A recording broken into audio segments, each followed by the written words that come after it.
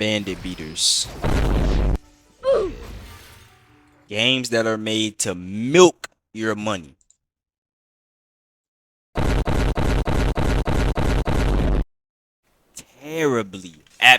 Terribly balanced games.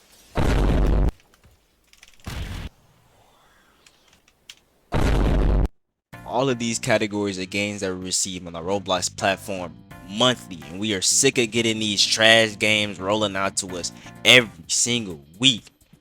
But yeah, basically, in this video, I'm gonna be going over the Roblox anime game April 2023 lineup. I'm gonna go over all the games, rate them 1 through 10. I'm gonna be honest, if they trash, they trash.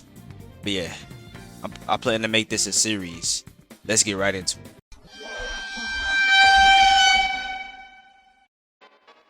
Oh man, Project Mugetsu, man. Project Mugetsu. Project Mugetsu is special, you know. When Project Mugetsu first released, like before release, I was like, you know what? But this game is definitely gonna be terrible. Just a Project Slayer's copy or GPO copy. But then, like a few days before the release, I was like, you know what? This game might not be that bad. Cause it looked like the PvP looked alright, but it was the animations that really caught me. But after I played it, complete utter garbage. I'm sorry. I don't care if you get butthurt. What you feeling? Project Mugetsu is terrible. When you first load into the game, you have to spin for clans that are more rare than your father coming back, and your father's not coming back. So good luck getting them clans.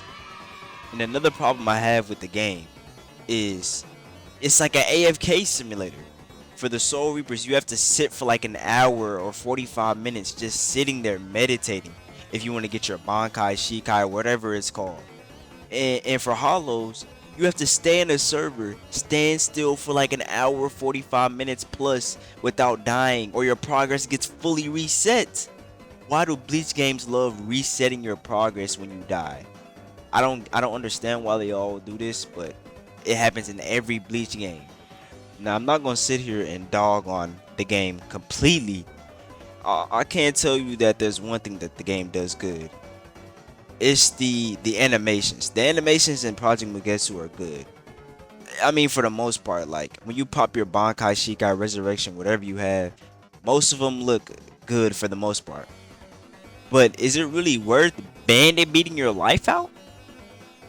To me, no. Some people, that might be the thing you like to do, but me personally, I'm not going for that. The game is like your average Bleach game, but like worse, so that they can like made in the way so that they can take all of your money. That's basically what the game is. In conclusion, the game is a watered down Project Slayers that's made to steal all your money. I know they did not make this game for longevity because the game's already dead. And it just came out. The game loses like 1 to 5k players every single day. But yeah, for me, I'm rating the game a good 3 out of 10. The animations, they can give it a 3, but the gameplay, everything else wise, terrible. Next game. Demon Slayer Midnight Sun.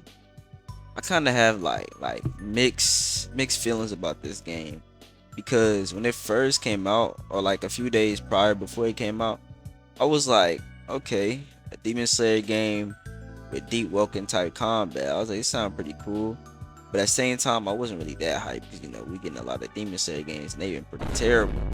But then this game came out and I was like, we played it for like, me and my friends, we played it for like a good few hours, and then we realized, like, we thought it was really good, and we realized there is no content in this game. The game's combat seems cool, but it's actually not that good. But it's better than what we've gotten, but it's not that good. And the PvE is just kill demons, kill weak demons, kill strong demons, kill what's the last type? It was like ultra demons. Yeah, kill ultra demons. And then after that, you just get your breathing or whatever, and then you go fight the singular boss in the game if you want, or just nothing. There is nothing else to do. Like don't get me wrong, the animations they're all right. They put all their effort into sound breathing. Unfortunately, water and flames didn't get the same love as sound. And I heard they was copying stuff from like Anime Showdown. I don't know, but the thing about this game, this is what I tell everybody: Midnight Sun, yeah, it's probably the best Demon Slayer that we got this month. But at the same time, it's just your average Demon Slayer game, but with actual parrying. It's not even deep vocal combat. It's just parrying. It has like a two-hit combo string. It has no in-depthness to it. But I mean, the game looks alright, and it was fun to play for like the day or two that we played it. But after that, really just didn't touch the game again. But yeah, the game isn't terrible or nothing like that. It's just not nothing groundbreaking. It's your average Demon Slayer game. I give it a, I want to say like a 6.5, but nah. Since it was fun for a little bit, I'm gonna give it a 7 out of 10. 7 out of 10. Next game.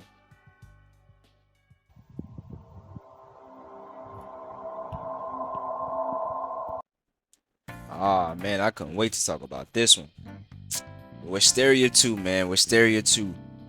Wisteria 2 released like two weeks ago. And the thing about Wisteria 2 is before the game came out, they released a trailer, like a whole cinematic trailer. My bad, I can't speak. Whole cinematic trailer of how the game looked, and it looked amazing. Cause this is supposed to be the second game to Wisteria 1, and Wisteria 1 was a good game. So I expected this game to be good, but little did I know this game was not good. Now, before I start pointing out all the flaws that this game had, let's talk about the game before it released. After they released the trailer, like they hyped up the game so much. YouTubers, everybody hyping up the game, the new best Demon Slayer game and all that. But the problem with these games is that they get so much hype just for them to release and not live up to their expectation. And I know you can't really blame the game for that, but at the same time, if you're gonna release straight dog, advertise straight dog. Do not advertise your game as if it's gonna be this big new game. But I mean, at the same time, I guess they're trying to make money, but still, like, it's just annoying and we're sick of it. But anyway, the main problem with this game is when it first released, the game was buggy, basically unplayable. The combat was mid. Like the gameplay, like the story, it just has you doing a whole bunch of side quests, delivery, kill this, kill that. Like it wasn't really like any good quests. There was no final selection yet. The game was unfinished. That's the problem. There was no game. It got so bad to the point where there was literal roadblocks, like giant red walls blocking you from content because it just wasn't finished yet. Literal walls just in the way to where you just couldn't get to the next part of the game because there was no next part of the game.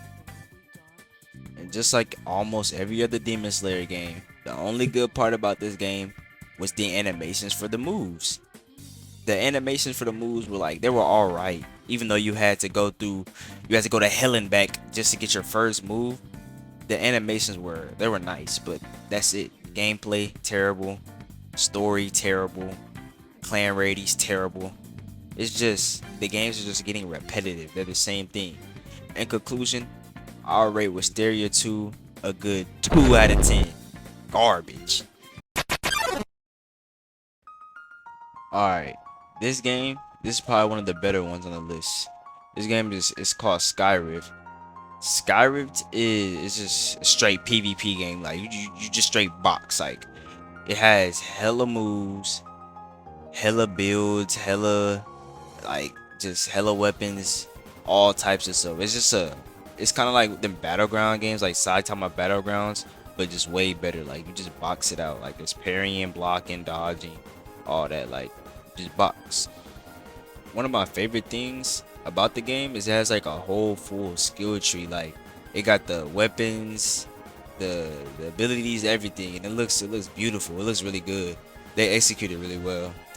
But probably my only flaw with the game is that it's just a sandbox right now. So like it's after you box for like an hour or so, you're gonna get bored. even before that, like you're gonna get bored. Even if the combat's good, you're eventually gonna want to get off and play something else because it's not an actual game. It's just PvP, and I feel like this game is gonna fall into the Saitama Battlegrounds or Royal Demon Curse, where it gets so popular before it becomes an actual game that they just keep it in sandbox forever because of how much players it's getting. Because they're too scared to change it, and that's what annoys me with games. Is they release these little tech demos and then they never actually release the real game. And it has a lot of potential. This game has some of the most potential I've seen since Deep Rock. But yeah, that's probably like, well, maybe one more flaw is that there are a little bit of busted things. Like if you combine the right stuff, you can be a little busted. But I mean, the combat's good, and I wouldn't say that's all that matters because obviously a lot of other stuff matters. But that's what's gonna get you a lot of players if the combat is good. In conclusion, I would give Skyrift. I give Skyrift a 8 out of 10. I want to say like a 7, but like the combat's really good and it has a lot of potential. So yeah, 8 out of 10. If it was an actual game, this game would be a 10 out of 10 easy. Let's get to the next game. Alright, this next game I'm about to talk about is called Heroes Battlegrounds.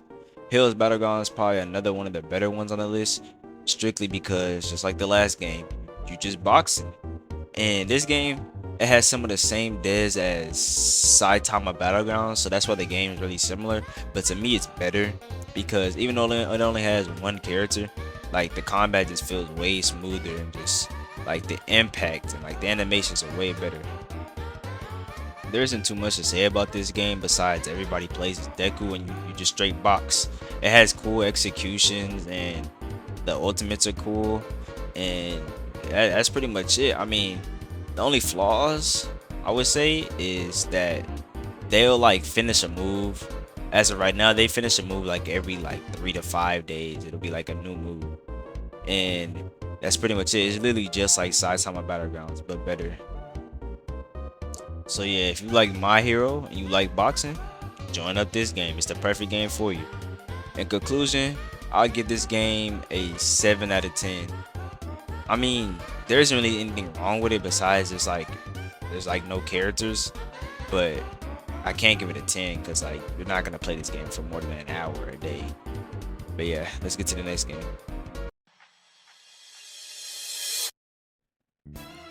The last game on the list I want to talk about is probably my favorite game. It's called Bluelight League.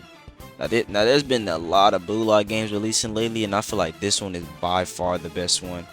At the time I recorded this, I'm pretty sure it's closed, but I think it's opening back up soon. It might just be updated. I'm not sure, but regardless, if you played this game, you know this game is the best Bluelight game. Now I don't got the most amount of players. The one that has the most is Neo Egoist, but that's just because it's just a bunch of tryhards. So I mean, yeah, that's the only reason. But this game has actual in-depth like stuff from the show. Like it has all the abilities. Like it's actually real fun to play, and it's a lot more balanced, and it's just more realistic than Neo Egoist. To me, this is the best one.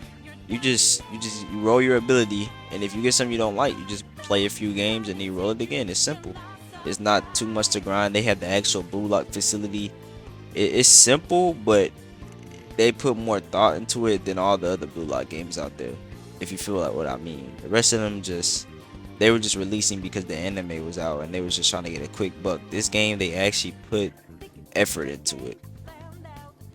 The only thing I would say that's wrong with the game is, I mean it can get boring, but I played this for like hours. Like when it first came out, I played it for like hours with friends. If you have friends, it's not really, but it's the same as the other Bluelock games when it comes to content.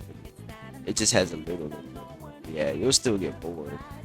And people started learning like sweat things. It's not as sweaty as Neo Egoist, but it's just they all fall under that curse. The curse of 9-year-olds dogging you in Roblox Bluelock because they think they're the main character. They all have their sweats, but this game is definitely the most balanced. For me, I'll rate this game. I rated it a good 8 out of 10 or a 7.5 out of 10 because the game is balanced, it's fun, and it's just the best blue lock game. That's all I can say. So I give it a good 7 out of 10. And there's my April Roblox anime game 2023 lineup. I feel like this month we had some good ones, some decent ones, and then the others were just, we don't talk about the others. But I know we could do better than this. We had some, I missed some months because like I just started this series. I plan to make this an actual series. If y'all want me to make it a series, make sure y'all like, comment, subscribe, all that. But like, yeah, we had some bangers for the other months. We had like anime showdown games like that. But like, I'll cover next month if y'all want me to, but y'all gotta show the support. But yeah, I'll see y'all boys in the next video. I'm out.